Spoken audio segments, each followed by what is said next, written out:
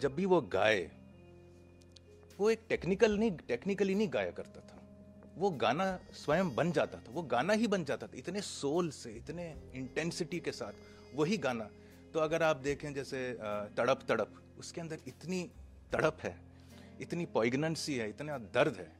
और दूसरी तरफ है महकी हवा तुझे मुझे ले जा वहाँ, इतना फ्रीडम है, ऐसा लगता है कि आप माउंटेन्स में पहुंच गए और वो जो माउंटेन की हवा आप ब्रीथ कर रहे हो, ऐसा लगता है।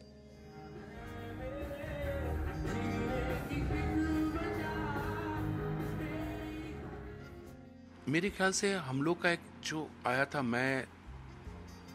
उदित नारायण, कुमार शानू के बाद और सोनू निगम के बाद अगर कोई